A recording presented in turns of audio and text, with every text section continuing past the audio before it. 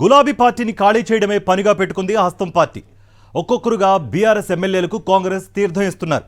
ముఖ్యంగా సీఎం రేవంత్ రెడ్డి సొంత జిల్లాలోని ముఖ్య నేతలందరినీ చేర్చుకునేందుకు ఆపరేషన్ ఆకర్ష్ చేపట్టింది. ఇప్పటికే ఓ ఎమ్మెల్యేను చేర్చుకున్నారు. మరో ఎమ్మెల్యే ఎమ్మెల్సీను గాంధీభవన్కు తీసుకొచ్చేందుకు ఆషాఢ మాసం అడ్డొచ్చిందని టాక్. ఆషాఢం పూర్తి కాగానే ఉమ్మడి పాలమూరు జిల్లాలో గులాబీ కోట పూర్తిగా కూలిపోతుందని కాంగ్రెస్ ప్రచారం చేస్తోంది. అసలు పాలమూరులో ఏం జరుగుతోంది చూద్దాం.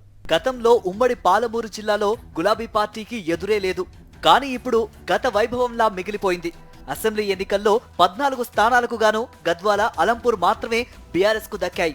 ఎంపీ ఎన్నికల్లో 0 అయింది. అయితే ఇంతటి పరాజయంలోనూ స్థానిక సంస్థల ఎమ్మెల్సీ ఎన్నికల్లో విజయం సాధించడం గులాబీ పార్టీకి ఊరటనిచ్చింది. త్వరలోనే జరగాల్సి ఉన్న స్థానిక సంస్థల ఎన్నికల్లో విజయమే ధ్యేయంగా కాంగ్రెస్ పార్టీ అడుగులు వేస్తోంది. అందులో భాగంగానే ఇతర పార్టీల నేతలపై ఫోకస్ చేసింది. ఇప్పటికే బీఆర్ఎస్ కు ఉన్న 2 ఎమ్మెల్యేల్లో ఒకరిని కాంగ్రెస్ లో చేర్చుకున్నారు. 2018 ఎన్నికల్లో జిల్లాలో 1 మినహా మిగిలిన 13 స్థానాలను గెలుచుకున్న బీఆర్ఎస్ ఆనాడు కాంగ్రెస్ నుంచి గెలిచిన కొల్లాపూర్ ఎమ్మెల్యేను సైతం చేర్చుకుని జిల్లాలో తమకు ఎదురు లేదని చాటింది. కానీ అసెంబ్లీ ఎన్నికల తర్వాత ఆ పార్టీ పరిస్థితి దయనీయంగా మారింది. గెలిచిన 1-2 నేతలను సైతం కాపాడుకోవడం ఆ పార్టీకి కష్టతరంగా మారింది. ఇటీవలే బీఆర్ఎస్ గద్వాల ఎమ్మెల్యే బండ్ల కృష్ణమోహన్ రెడ్డి కాంగ్రెస్ తీర్థం పుచ్చుకున్నారు. ఆయన రాకను స్థానిక కాంగ్రెస్ నాయకులు వ్యతిరేకించిన సీఎం రేవంత్ రెడ్డి బుజ్జగించి కృష్ణమోహన్ రెడ్డిని పార్టీలో చేర్చుకున్నారు. మరోవైపు బీఆర్ఎస్ నుంచి ఎమ్మెల్యే కోటాలో ఎమ్మెల్సీగా గెలిచిన చల్లా వెంకట్రామరెడ్డి సైతం సీఎం రేవంత్ రెడ్డితో భేటీ కావడం హాట్ టాపిక్ గా మారింది. ఆయన కూడా హస్తం గూటికి చేరడం దాదాపు ఖరారైనట్టేనని ప్రచారం సాగుతోంది. అసెంబ్లీ ఎన్నికల్లో అలంపూర్ నుంచి తన శిష్యుడైన విజయుడిని బీఆర్ఎస్ నుంచి ఎన్నికల్లో నిలబెట్టి గెలిపించుకున్నారు. ఇప్పుడు ఎమ్మెల్యే విజయుడు సైతం తన రాజకీయ గురువు అడుగుజాడల్లో నడిచేందుకు సిద్ధమయ్యారట. అంటే ఇటు ఎమ్మెల్సీ అటు ఎమ్మెల్యే ఇద్దరూ కలిసి కాంగ్రెస్ తీర్థం పుచ్చుకోవటం లాంఛనమే అంటున్నారు. ప్రస్తుతం ఆషాఢ మాసం కావడంతో వారి చేరికకు కాస్త బ్రేక్ ఇచ్చినట్లు తెలుస్తోంది.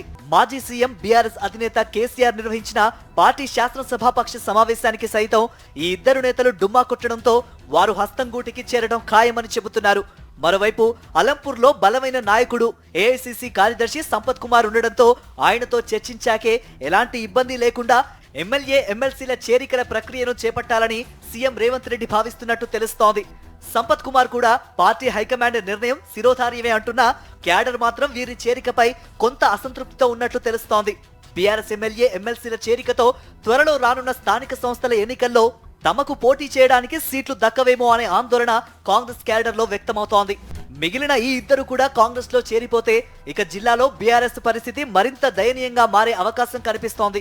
ముఖ్యంగా జోగులాంబ, గద్వాల జిల్లాలో బీఆర్ఎస్ పరిస్థితి అగమ్య గోచరంగా మారబోతోందనే టాక్ నడుస్తోంది. ఉద్యమ పార్టీగా వెలిసిన బీఆర్ఎస్ కంచుకోట లాంటి పాలమూరు జిల్లాలో సైతం చతికిల పడుతూ ఉండటం పార్టీ క్యాడర్ కు ఆందోళన కలిగిస్తోంది. కానీ బీఆర్ఎస్ నేతలు మాత్రం తమ పార్టీకి ఇలాంటివి కొత్తేవి కావని, ఎన్నో ఆటుపోట్లు తిన్న తమకు క్యాడర్ను బలోపేతం చేసుకోవడం కష్టం కాదని చెబుతూ ఉండటం కొసమెరుపు. మున్ముందు పాలమూరులో గులాబీ పార్టీ పరిస్థితి ఎలా మారనుందో చూడాలి.